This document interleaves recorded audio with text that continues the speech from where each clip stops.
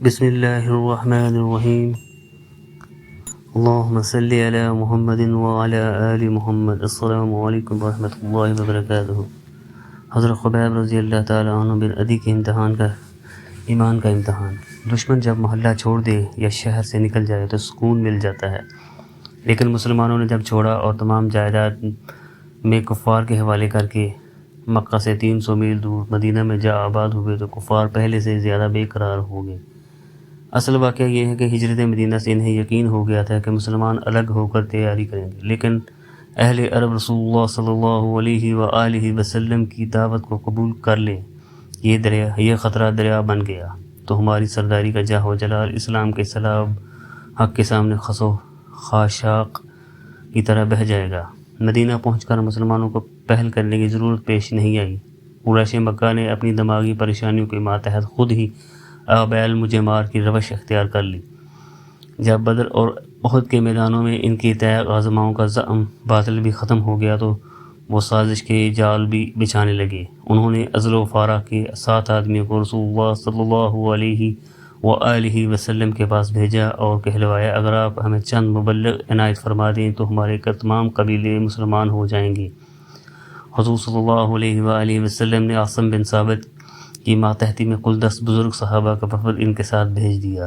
ایک گھاٹی میں کفار کے 200 مسلح جوان مسلمانوں کے تبلیغی وفد کا انتظار کر رہے تھے۔ جب مبلغین اسلام یہاں پہنچے تو بے نیام تلواروں نے بجلی بن کر ان کا استقبال کیا۔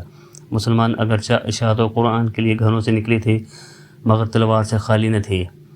اس احساس خطرہ کے ساتھ ہی 200 کے مقابلے میں 10 تلواریں نیاموں سے باہر نکل آئیں اور مقابلہ شروع ہو گیا۔ 8 صحابہ مردانہ وار مقابلہ کرتے ہوئے شہید ہوئے اور خبیب بن عدی اور زید بن دستہ 2 شیروں کو کفار نے محاصرہ کر کے گرفتار کر لیا۔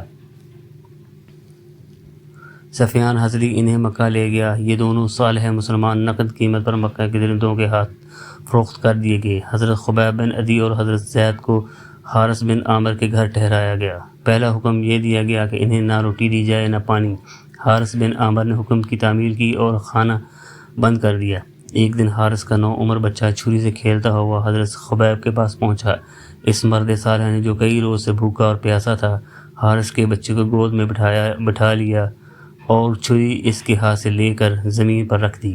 جب ماں نے پلٹ کر دیکھا تو حضرت خبیب چھری اور بچہ لیے ہاتھ بیٹھے تھے اور چونکہ مسلمانوں کے کردار سے ناواقف تھی، یہ حال دیکھ کر لڑکھڑا گئی اور بے تابانہ چیخنے لگی۔ حضرت خبیب رضی اللہ تعالیٰ عنہ نے عورت کی تکلیف محسوس کی تو فرمایا، بی بی تم مطمئن رہو، میں بچے کو ذبح نہیں کروں گا، مسلمان ظلم نہیں کیا کرتے۔ ان کے الفاظ کے ساتھ ہی حضرت خبیب نے گود کھول دی۔ معصوم بچہ اٹھا اور دوڑ کر ماں سے لپٹ گیا۔ قریش نے چند روز کا انتظار کیا۔ جب فاقہ کشی کے حکام اپنے مقصد میں کامیاب نہ ہو سکے تو قتل کی تاریخ کا اعلان کر دیا۔ کھلے میدان میں ایک ستون نصب کیا اور یہ اپنی بے بسی پر رہ رہا تھا کہ چاروں طرف بے شمار آدمی ہتھیار سنبھالے کھڑے تھے۔ بعض تلواریں چمکا رہے تھے، بعض نیزے تان رہے تھے، بعض کمان میں تیر جوڑ کر نشانہ ٹھیک کر رہے تھے کہ آواز آئی، خبیب آ رہا ہے۔ مجمع میں ایک شور محشر بپا ہو گیا۔ لوگ ادھر ادھر دوڑنے لگے۔ بعض لوگوں نے مستعدی سے ہتھیار سنبھالے اور حملہ کرنے اور خون بہانے کے لیے تیار ہو گئے۔ مرد صالح ضریب قدم بے قدم تشریف لائے اور انہیں صلیب کے نیچے کھڑا کر دیا گیا۔ ایک شخص نے مخاطب کیا اور کہا، خبیب ہم تمہاری مصیبت سے درد مند ہیں، اگر اب بھی اسلام کو چھوڑ دو تو تمہاری جان بخشی ہو سکتی ہے۔ حضرت خبیب رضی اللہ تعالیٰ عنہ خطاب کرنے والے کی طرف متوجہ ہوئے، جب اسلام ہی باقی نہ رہا تو جان بچانا بیکار ہے۔ اس جواب کی ثابت قدمی بجلی کی طرح سب شور بھیڑ پر گری۔ مجمع ساکت ہو گیا اور لوگ دم بخود رہ گئے۔ کوئی آخری آرزو ہے تو بیان کر۔ ایک شخص نے کہا، کوئی آرزو نہیں، 2 رکعت نماز ادا کر لوں گا۔ حضرت خبیب فارغ ہو جاؤ۔ ہجوم سے آواز آئی، پھانسی گڑی ہوئی ہے، حضرت خبیب اس کے نیچے کھڑے ہیں تاکہ اللہ کی بندگی کا حق ادا کریں۔ خلوص و نیاز کا اصرار ہے کہ زبان شاہ کر جو ہم حق میں کھل چکی ہے اب کبھی بند نہ ہو، دست و نیاز جو بارگاہ کبریہ میں بند چکے ہیں اب کبھی بند نہ ہو، دست و نیاز جو بارگاہ کبریہ میں بند چکے ہیں اب کبھی نہ کھلیں، رکوع میں جھکی ہوئی کمر کبھی سیدھی نہ ہو، سجدے میں گرا ہوا سر کبھی خاک و نیاز سے نہ اٹھے، جربن موسے سے اس قدر آنسو بہیں کہ عبادت گزار کا جسم خون و خون سے خالی ہو جائے، مگر اس کے عشق و محبت کا چمن اس انوکھی آبیاری سے رشک و فردوس بن جائے۔ حضرت خبیب کا دل محبت و نواز و عشق و نیاز کی لذتوں میں ڈوب چکا تھا کہ معقل مسلط کیش نے انہیں روکا اور ایک ایسی آواز میں جو اسے صرف شہودوں کی روح ہی سن سکتی ہے، انہیں روح اسلام کی طرف یہ پیغام دیا کہ اگر نماز زیادہ لمبی کرو گے تو کافر یہ سمجھیں کہ مسلمان موت سے ڈر گیا۔ اس پیغام حق کے ساتھ ہی حضرت خبیب نے دائیں طرف گردن موڑ دی اور کہا السلام علیکم ورحمۃ اللہ، مگر ان کی کھینچی ہوئی تلواروں نے جواب دیا وعلیکم السلام ورحمۃ اللہ۔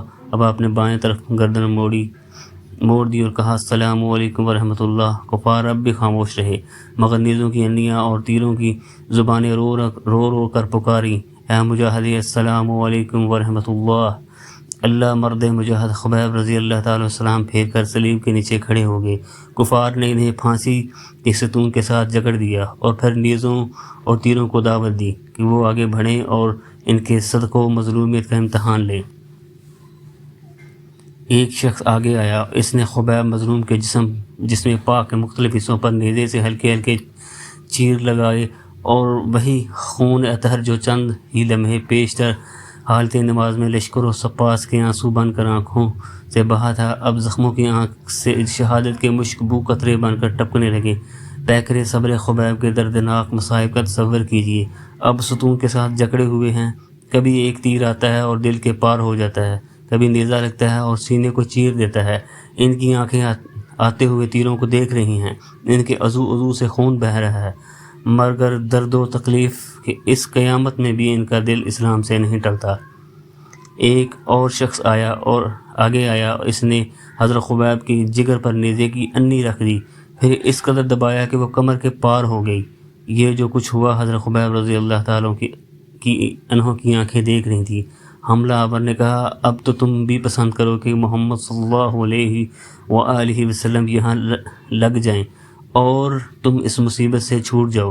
پیکرے صبر و خبیب نے جگر کے چرکے کو دل کی حوصلہ مندی سے برداشت کر لیا، مگر یہ زبان گھاؤ کا برداشت نہ ہوا کہ اگرچہ زبان کا خون نچڑ چکا تھا، مگر جوش ایمان نے اس خشک مڈی میں بھی تاب گویائی پیدا کر دی، اور آپ نے جواب دیا ظالم، اللہ جانتا ہے مجھے جان دینا پسند ہے، مگر یہ پسند نہیں کہ رسول اللہ صلی اللہ علیہ وآلہ وسلم کے قدموں میں ایک کانٹا بھی چبھے۔ نماز کے بعد حضرت خبیب پر جو حالتیں گزریں آپ بے ساختہ شعروں میں انہیں ادا فرماتے ہیں۔ اشعار کا ترجمہ درج ذیل: لوگ انبوا در انبوا میرے گرد کھڑے ہیں، قبیلے جماعتیں اور جتھے، یہاں سب کی حاضری لازم ہو گئی ہے۔ یہ تمام اجتماع اظہار عداوت کے لیے ہے، یہ سب لوگ میرے خلاف اپنے جوش انتقام کی نمائش کر رہے ہیں اور مجھے یہاں موت کی کھونٹی سے باندھ دیا گیا ہے۔ ان لوگوں نے یہاں اپنی عورتیں بلا رکھی ہیں اور بچے بھی، اور ایک مضبوط اور اونچے ستون کے پاس کھڑا کر دیا ہے۔ یہ لوگ کہتے ہیں کہ اگر میں اسلام سے انکار کر دوں تو یہ مجھے آزاد کر دیں گے، مگر میرے لیے ترک اسلام انکار کر دوں تو یہ مجھے آزاد کر دیں گے، مگر میرے لیے ترک اسلام سے قبول موت بہت آسان ہے۔ اگرچہ میری آنکھوں سے آنسو جاری ہیں، مگر میرا دل پرسکون ہے۔ میں دشمن کے سامنے گردن نہیں جھکاؤں گا، فریاد نہیں کروں گا، میں خوف زدہ نہیں ہوں گا، اس لیے کہ میں جانتا ہوں کہ اب اللہ کی طرف جا رہا ہوں۔ میں موت سے نہیں ڈر سکتا، اس لیے کہ موت بہرحال آنے والی ہے۔ مجھے صرف ایک ہی ڈر ہے، وہ دوزخ کی آگ کا ڈر ہے۔ مالک عرش نے مجھ سے خدمت لی ہے اور مجھے صبر و ثبات کا حکم دیا ہے۔ اب کفار نے زد و کوب کر کے میرے جسم کو ٹکڑے ٹکڑے کر دیا ہے اور میری تمام امیدیں ختم ہو چکی ہیں۔ میں اپنی عاجزی اور بے وطنی اور بے بسی کی اللہ تعالیٰ سے فریاد کرتا ہوں۔ نہیں معلوم میری موت کے بعد ان کے کیا ارادے ہیں۔ کچھ بھی ہو، جب میں راہ خدا میں جان دے رہا ہوں تو یہ جو کچھ بھی کریں گے مجھے اس کی پرواہ نہیں ہے۔ مجھے اللہ کی ذات سے امید ہے کہ میرے گوشت کے ایک ایک ٹکڑے کو برکت عطا فرمائے گا۔ اے اللہ، جو کچھ آج میرے ساتھ ہو رہا ہے اپنے رسول صلی اللہ علیہ وآلہ وسلم کو اطلاع پہنچا دے۔ حضرت سعید بن عمر رضی اللہ تعالیٰ عنہ حضرت فاروق اعظم کے عامل تھے۔ بعض اوقات آپ کو بیٹھے بیٹھے دورہ پڑتا اور آپ وہیں بے ہوش ہو کر گر پڑتے۔ ایک دن حضرت فاروق اعظم رضی اللہ تعالیٰ عنہ نے پوچھا کہ آپ کو یہ کیا مرض ہے؟ جواب دیا، میں بالکل تندرست ہوں اور مجھے کوئی مرض نہیں ہے۔ جب حضرت خبیب رضی اللہ تعالیٰ عنہ کو پھانسی دی گئی تو میں اس مجمع میں موجود تھا۔ جب وہ ہوش ربا واقعات یاد آ جاتے ہیں تو مجھ سے سنبھلا نہیں جاتا اور میں کانپ کر بے ہوش ہو جاتا ہوں۔